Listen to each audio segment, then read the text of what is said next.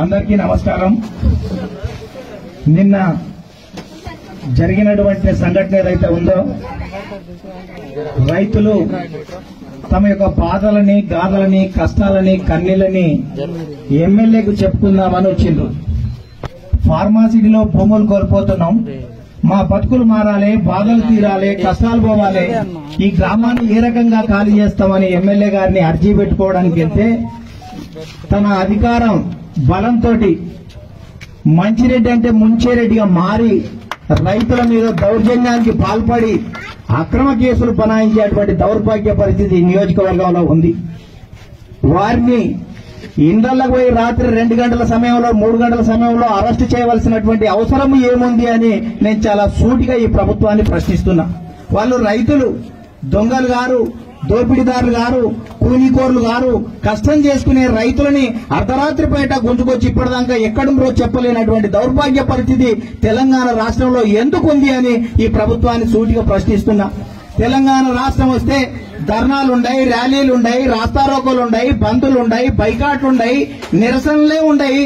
సమస్య జరగకముందే, నిరసనలు తెలపకముందే మేము సమస్యలు తెలుసుకొని పరిష్కారం చేస్తారన్న మంచిరెడ్డి గారు ఇవాళ మీరు ఎమ్మెల్యేగా ఉన్నారు, మీ ప్రభుత్వం అధికారంలోకి ఉంది, రైతుల దగ్గరకు వచ్చి ఎందుకు అడగట్లేదని చాలా సూటిగా ఈ ప్రభుత్వాన్ని ప్రశ్నిస్తున్నా. గత బతుకమ్మ పండుగకు కేసీఆర్ కూతురు ఓడిపోతే, కూతురు బాధలో ఉందని ఈ బతుకమ్మ వరకు ఆమెకు ఎమ్మెల్సీ ఇచ్చిండు, ఎంపీ ఓడిపోతే.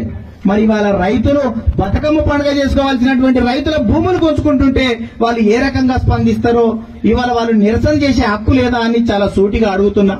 ఇవాళ ఈ రాష్ట్రంలో లక్షలాది మందికి ఉద్యోగాలు వస్తాయి, ఇంటికో ఉద్యోగం వస్తుందని చెప్పిన కల్వకుంట్ల చంద్రశేఖరరావు నీవు అధికారంలోకి వచ్చి 6 సంవత్సరాలు అవుతుంది.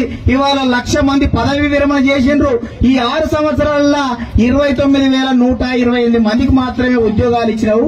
ఇవాళ ఇంటింటికి ఉద్యోగాలు ఎప్పుడు ఇస్తావు?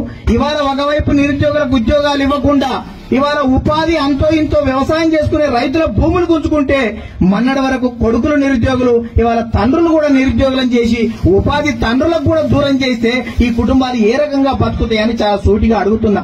ఇవాళ ఫార్మాసిటీ వస్తే ఇవాళ మంచిరెడ్డి గారి స్టేట్మెంట్ చూశాను, 600 ఫార్మా ఆగది అని చెప్తున్నావు. కానీ ఇంకా 4 సంవత్సరాల తర్వాత ఇంకా ఎలక్షన్లు ఉన్నాయి, అప్పుడు రైతులకు ఏం చేయాలో కూడా చాలా స్పష్టంగా తెలుసు అని ప్రభుత్వాన్ని హెచ్చరిస్తున్నా. ఇవాళ 600 ఆగాయి అనేటువంటి మాట మానుకోవాలని ఈ సందర్భంగా హెచ్చరిస్తున్నా. ఇవాళ దోపిడీలో మించిపోతున్నటువంటి ఈ ప్రభుత్వం ఒకసారి ఆలోచించండి. ఇవాళ గతంలో అనేక ప్రభుత్వాలు కూడా రైతులకు భూములు ఇచ్చినాయి, దళితులకు భూములు ఇచ్చినాయి, ఆ పెద్దమ్మ చెప్పినట్టు ఇండ్లు ఇచ్చినాయి, గతంలో భూములు ఇచ్చినాయి. కాంగ్రెస్ గాని తెలుగుదేశం గాని గతంలో ఇండ్లు ఇస్తే ఈ ప్రభుత్వం వచ్చిన తర్వాత భూములు గుంజుకుంటున్నారు.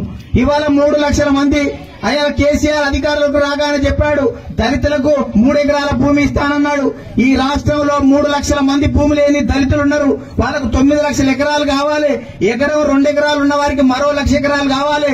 ఈ రాష్ట్రంలో మొత్తం 10 లక్షల ఎకరాలు దళితులకు భూములు పంచాలి. కానీ ఇవాళ ఇప్పటి వరకలా 5% కూడా దళితులకు భూములు ఇవ్వలే. కానీ ఇవాళ పరిశ్రమల పేరుతోటి, ఇవాళ ఇండస్ట్రీల పేరుతోటి దళితుల భూములు కూడా లాక్కుంటున్న ప్రభుత్వం ఏదైనా ఉంది అంటే కల్వకుంట్ల చంద్రశేఖరరావు ప్రభుత్వం.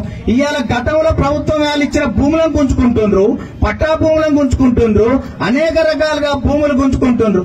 ఇవాళ పారిశ్రామిక వాడ వస్తుంది, ఫార్మాసిటీ వస్తుందని చెప్పి ఉద్యోగాలు వస్తాయని చెప్పినటువంటి ఓ ఎమ్మెల్యే గారు ఇవాళ ఇక్కడ అనేక పరిశ్రమలు కూడా ITIR ప్రాజెక్ట్ వచ్చింది.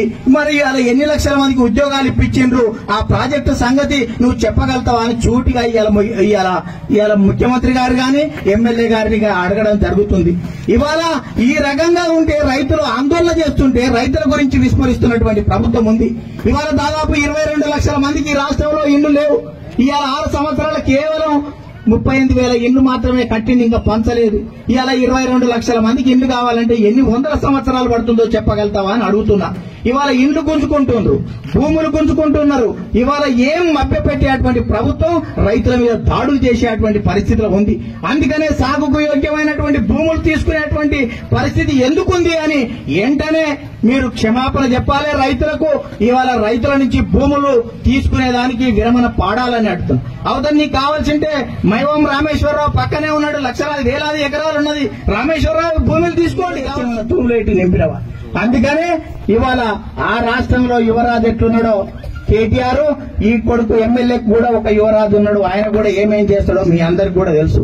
అందుకనే భవిష్యత్తులో మరిన్ని ఉద్యమాలు చేయడానికి ఆస్కారం ఉంది. ఈ ప్రాంతంలోకి వస్తాం, ప్రజల పక్షాన ఉంటాం, ప్రజా పోరాటాలు చేస్తాం. మంచిరెడ్డి గారు స్పష్టత ఇవ్వండి. ఈ నియోజకవర్గానికి గతంలో వచ్చినటువంటి కంపెనీలు ఎన్ని, ఇవాళ కంపెనీలో వచ్చినటువంటి ఉద్యోగాలు ఎన్నో స్పష్టతనివ్వండి.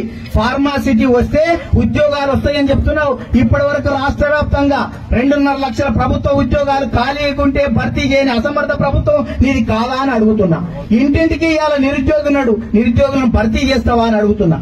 ఇవాళ భూములు పర్లు, గొర్రెలు, పందులు, మందులు ఇలా బలిదానాల ద్వారా తెలంగాణ సాధించింది.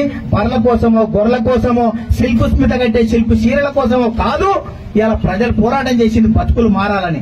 అందుకనే రైతులు చేస్తున్నటువంటి ఈ పోరాటానికి తెలుగుదేశం పార్టీ సంపూర్ణంగా మద్దతు తెలుపుతున్నాం. మీ పోరాటానికి మేము అండగా ఉంటాం. ఇవాళ ప్రభుత్వం కనుక చర్చలు జరపాలి రైతులతోటి.